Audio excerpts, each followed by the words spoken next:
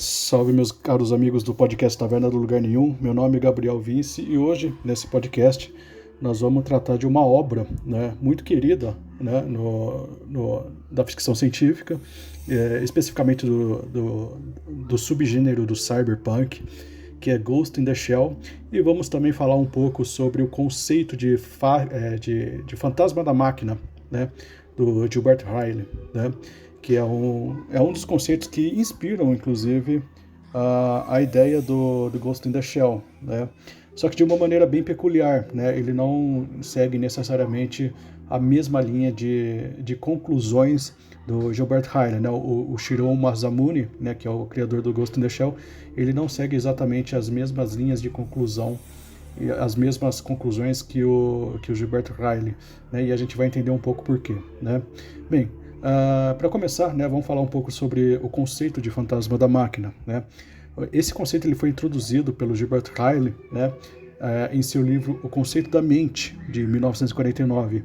E Riley argumenta que a mente, o que a gente entende como mente, na verdade é uma ilusão filosófica, e essa ilusão filosófica se origina, segundo Riley, principalmente de René Descartes, né? E ele fala que René Descartes ajudou a consolidar essa ideia de mente que a gente tem, né? É, e, uh, e essa concepção de mente que a gente tem é sustentada por erros lógicos e conceituais, né? A gente tem um capítulo específico desse livro que é o Mito de Descartes, né? Onde Riley apresenta, né, o dogma especificamente, né, o dogma do fantasma na máquina para descrever esse conceito filosófico de, entre aspas, mente, né? Que é que até então, né? Segundo as descrições de Riley, é uma entidade separada do corpo, e como se fosse uma alma mesmo, né? Como se fosse um fantasma, e que essa entidade separada do corpo ela pudesse ser isolada, né? Dos processos físicos, né? E, e como o filósofo linguístico que ele era, né? Ele dedicou grande parte do seu argumento, né, ao analisar o que percebia como erros baseados no uso conceitual da linguagem, né? Ele não chega numa ideia como a gente pode pensar a primeiro momento, uma ideia psicológica, uma análise psicológica do fenômeno da mente, né? Ou biológico, ou qualquer coisa do tipo, né? Ele analisa através de um fenômeno, de um conceito linguístico, de um fenômeno linguístico, no qual, caso vocês não saibam, né, os fenômenos linguísticos eles também estão sujeitos a erros lógicos e especificamente erros conceituais, mas também eles também estão sujeitos a erros lógicos. E o Riley, né, o Gilbert Riley, ele identificou alguns erros lógicos e conceituais, né, no conceito de mente, a partir de René Descartes, e concluiu que o que a gente entende como mente, né, uma ilusão filosófica, né, afirmando que René Descartes teria cometido um erro específico de categoria, né. Bem, eu não vou me estender muito sobre esse assunto, talvez eu faça um podcast a respeito apenas desses conceitos, né, esses conceitos filosóficos, né, mas é a partir daí que a gente tem o conceito, né, a ideia da mente como uma ilusão filosófica, uma coisa onde se critica aqui que seria uma coisa separada do corpo, né? E a gente tem o Gilbert Riley meio que contestando essa ideia, né? Através de uma oposição a René Descartes, do qual ele supõe um erro de categoria nas suas definições filosóficas, né? E em Ghost in the Shell, de Shiro Masamune, né, faz uma espécie de revisão crítica do conceito de Riley aqui. É por isso que eu disse que lá no começo que ele não necessariamente sequestra esse conceito de ilusão de fantasma da máquina do Riley, necessariamente para concordar com ele, né? O Shiro Masamune faz um sequestro desse conceito para poder construir o tapete da sua história, que seria, né, que seria lançado no Ghost in the Shell, né? Aqui a parte mais significativa da existência, segundo Masamune, no Ghost in the Shell, ele se confunde com a mente num tecido intercambiável de informações, significados e consciência, né? O corpo, dentro desse ponto de vista, é uma mera contingência material, um receptáculo, né? Isso significa que, nessa perspectiva, um corpo pode ser modificado, substituído ou até mesmo descartado, né? Como acontece em Ghost in the Shell. Especificamente, acontece com mais frequência no mangá do que no desenho, né? O mangá, ele é um pouco mais voltado para a ação, né? Mas ele explora bastante conceitos da filosofia por trás do Masamune, né? E o anime e o OVA também, eles são um pouco mais reflexivos, eles são menos cômicos que o mangá, né? Mas em ambas as mídias, ele explora essa questão do corpo ser um receptáculo que pode ser substituído, descartado. O que importa mesmo é essa ideia de mente, né? Você vê que é o oposto do que o Riley afirma, né? O Riley, né, o Gilbert Riley, ele afirma, ele concebe o conceito de fantasma da máquina como uma espécie de afirmação irônica, com uma crítica ao conceito de mente. E o Shiro Masamune, não, ele faz o contrário, ele pega esse fantasma da máquina e reafirma o conceito de fantasma da máquina, dando a ela uma tangibilidade maior do que maior até mesmo do que os processos físicos concebidos. Ele faz uma oposição ao Riley pegando o mesmo conceito, é bem interessante, né? Isso significa que, nessa perspectiva, um corpo ele pode ser modificado, né, substituído ou até mesmo descartado, né, conforme eu disse, afirmando que é possível sim ter uma existência separada do corpo. E ela não é você, né? O corpo, quando a gente fala de um corpo, ele não é necessariamente você, ele apenas contém você, né? E nessa história, né, do Ghost in the Shell, a gente tem a personagem principal, a Major Motoko Kusanagi, né, que é a principal personagem da história, que é um ser humano. Ela é um ser humano que passou por um extenso aprimoramento cibernético a ponto de todo o seu corpo ser sintético, né?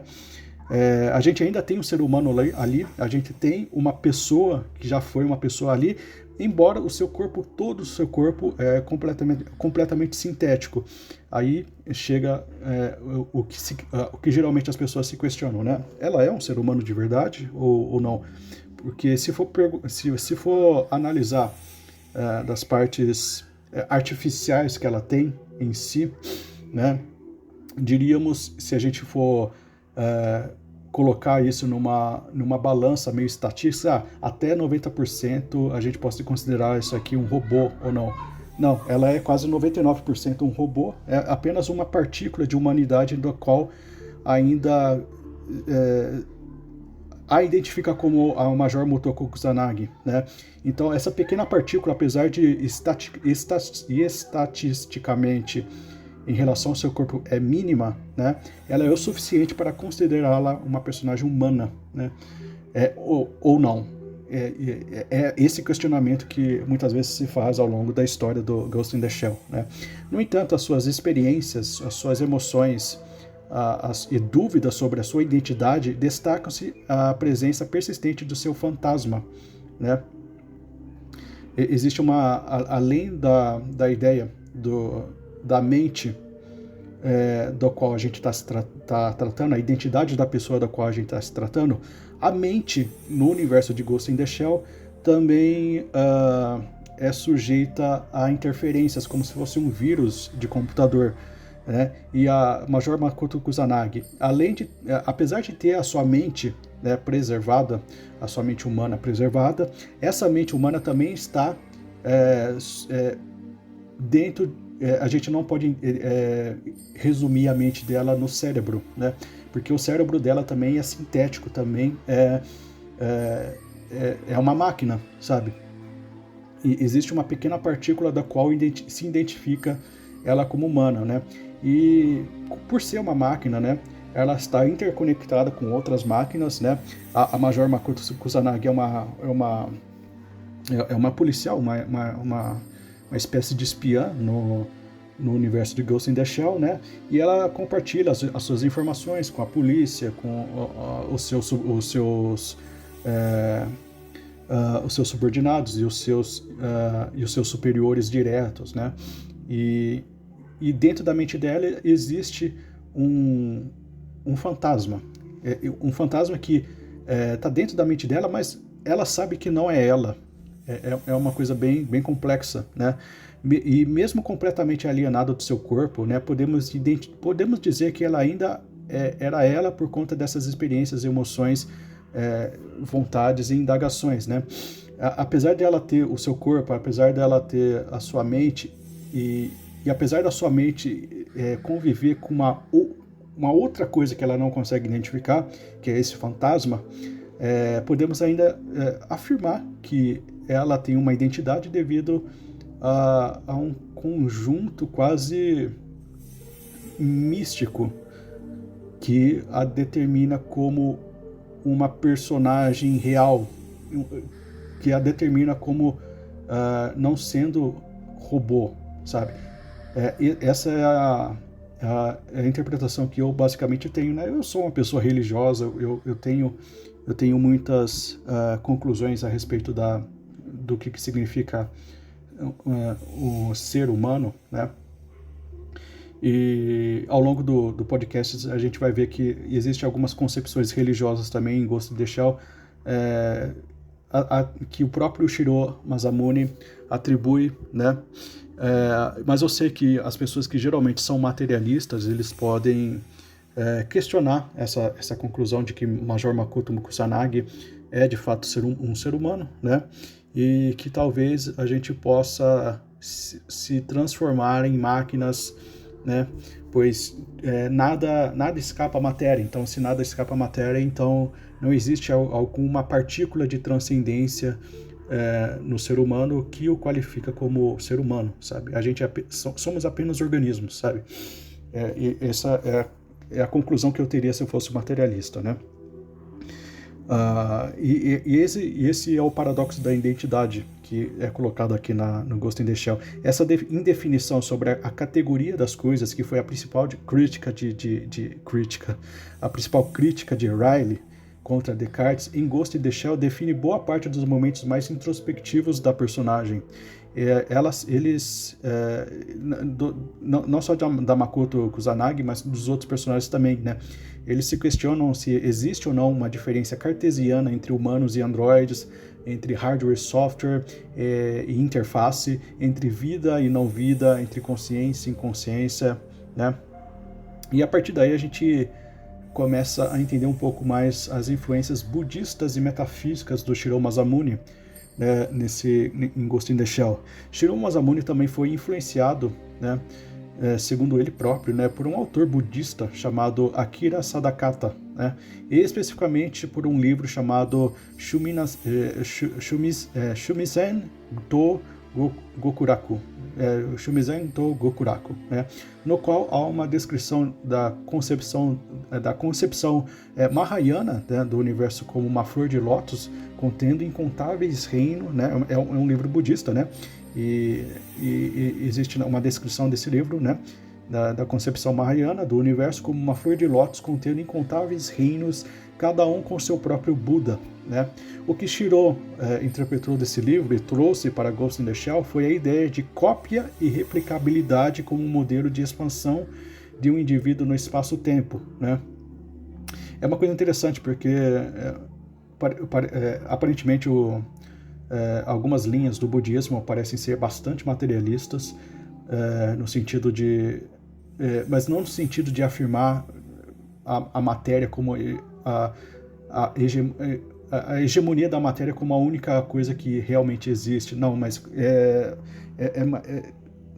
existe uma prática mais materialista do budismo que diz que se você não consegue conceber uma ideia muito elevada das coisas, né? Se você não consegue compreender a dimensão espiritual, você não se deve preocupar, não deve se preocupar com ela. Então você se preocupa com as coisas materiais, se preocupa em entender a vida, que a vida é sofrimento. Existe todo o conceito do budismo em relação a esse princípio, né, de que a vida é sofrimento e que a felicidade é basicamente a sublimação a sublimação do sofrimento, a sublimação do desejo que vai causar a destruição do sofrimento, né? Basicamente, eu estou resumindo bastante coisa aqui. Se alguém é budista, pode e diz que eu estou falando alguma bobagem, por favor, pode me corrigir, né? Mas pelo que eu entendi é isso. Eu sei que tem várias linhas de budismo muito diferentes e especificamente do Japão é muito diferente do resto do mundo, né? Mas existe um certo conceito de transcendência do qual não se pode negar, né? Não se pode se alvitar desse conceito de transcendência e até mesmo quando a gente pensa na relação do budismo com a noção de Deus, muitas pessoas falam que o budismo é uma espécie de religião ateia, o que não necessariamente é verdade, né? O budismo, ele aparenta, na minha percepção, ser indiferente à ideia de Deus. Eles são indiferentes à ideia de Deus, né? Mas enfim, eu tô viajando aqui. Mas, enfim, o Shiro Masamune, ele é influenciado por esse livro budista, né? E ele interpreta essa ideia, né, através do seu próprio entendimento em cima da tecnologia, né? E a gente tem um personagem, né, muito misterioso e muito interessante, talvez um dos personagens mais interessantes de toda a literatura de ficção científica, na minha opinião, que é o Mestre dos Fantoches, né?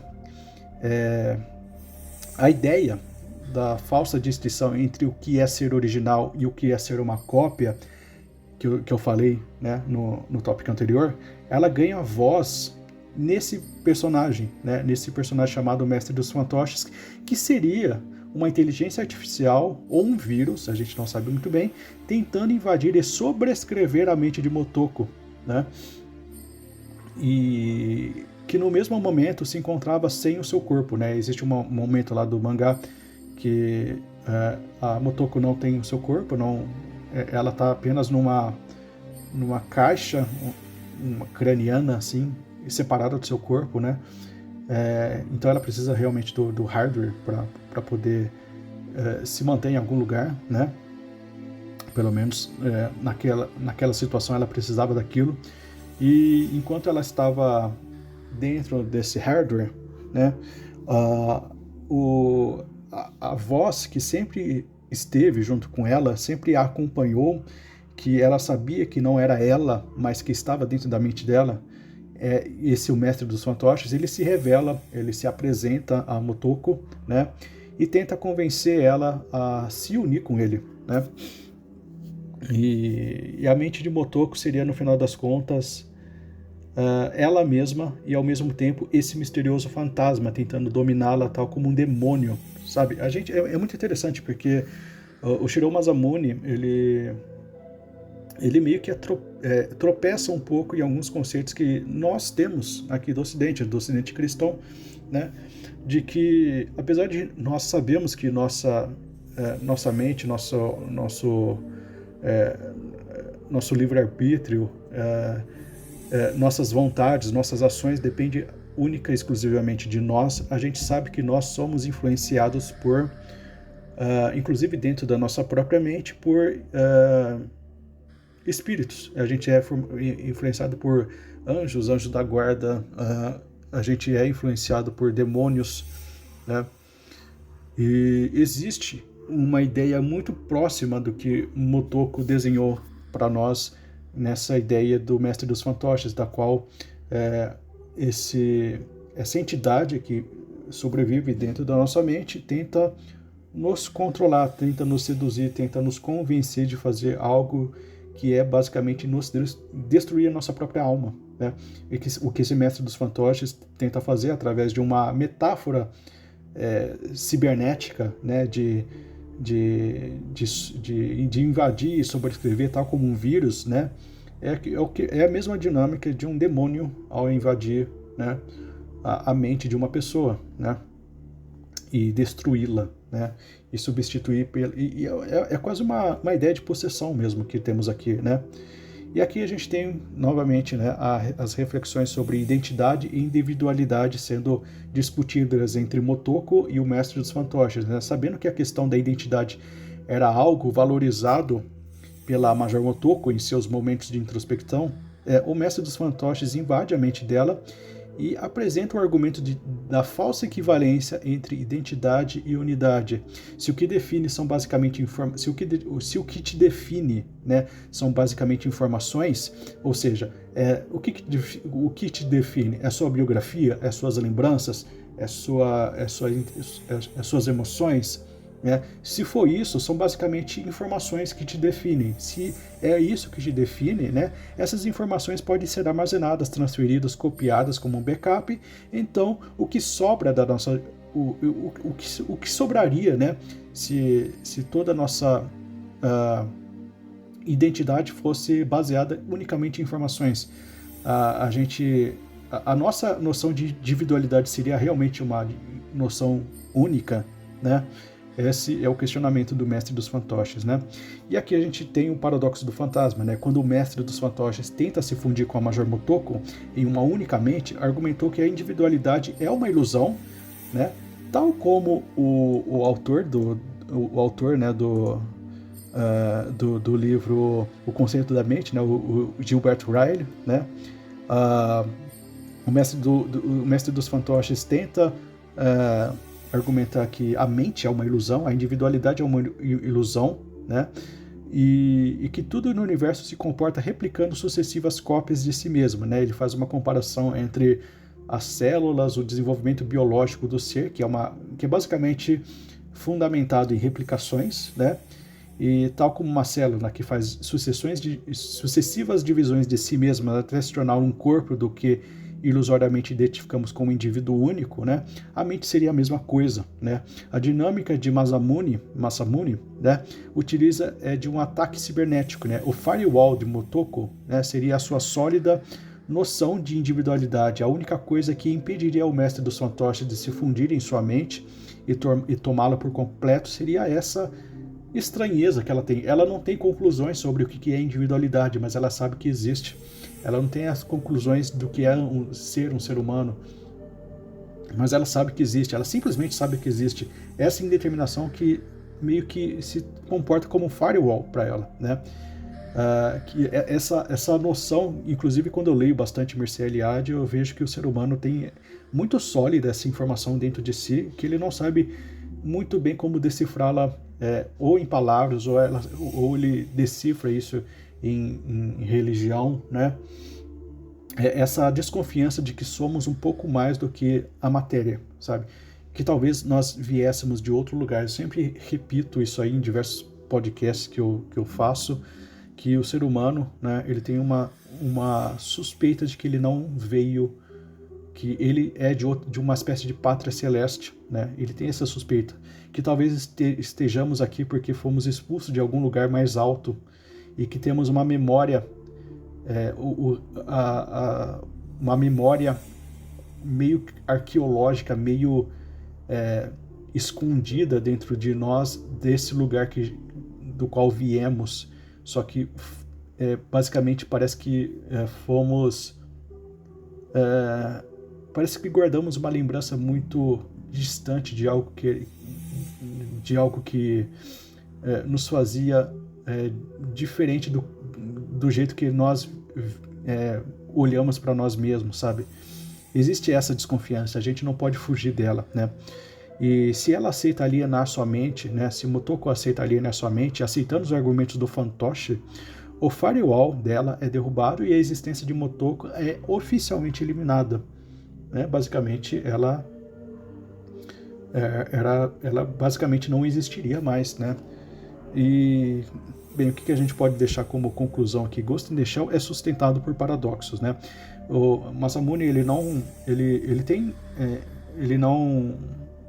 responde essas questões, esses paradoxos, né? Ele deixa a coisinha aberta, o que torna Ghost in the Shell ainda mais interessante, né? E o Mestre dos Fantoches, né? O Mestre dos Fantoches, que é o grande antagonista desse mangá, dessa história de ficção científica, é tão lógico quanto cínico, né? E é uma interpretação minha essa aí, né? Se a individualidade não importa, né? Se a individualidade ela não importa, por que ele escolheu Motoko especificamente como seu vetor, né? Acho que é uma das coisas que poderia ser questionadas pela Motoko, né? Enquanto ela estava dialogando com o Mestre dos Fantoches, né? Outra indagação possível desta obra é sobre a matéria ser realmente dispensável. Se ela não é importante, né? Por que existe? E por que ela se torna um objeto de desejo de posses desses fantasmas, né? Existe uma ideia até meio gnóstica até meio gnóstica não, é uma ideia gnóstica que foi muito difundida na Idade Média através dos cátaros, né?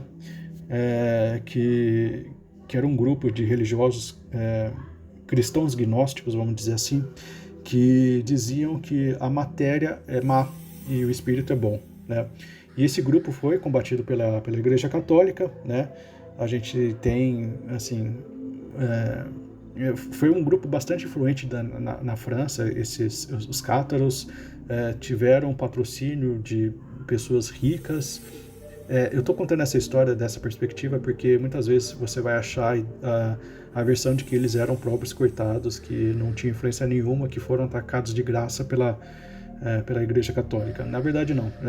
Era um grupo bastante perigoso, era um grupo que odiava a matéria e era um grupo que, por odiar a matéria, eles não se alimentavam, não faziam sexo, porque o sexo reproduzia a matéria, que para eles era uma coisa má, não alimentavam seus filhos, deixavam eles morrerem de fome, e o catarismo, né, eles estavam cada vez mais, se eu não me engano, na França, eles estavam cada vez mais influentes na França, né?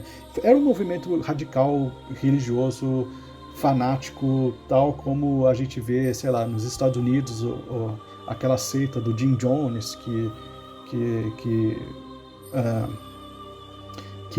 angariava pessoas e falava que o mundo ia acabar, e todo mundo dessa seita acabou se envenenando. Era uma coisa mais ou menos do tipo, sabe? E a Igreja Católica combateu esses caras, né? E essa ideia do corpo ser dispensável é uma ideia gnóstica, né? Do corpo ser... É interessante porque a gente não... na concepção cristã, a gente não tem uma concepção materialista, mas a gente afirma e reafirma o tempo todo a importância da matéria na existência, porque a gente tem a ideia de que Deus não fez Deus não fez coisas ruins, né? A gente não tem uma ideia de um Deus ruim.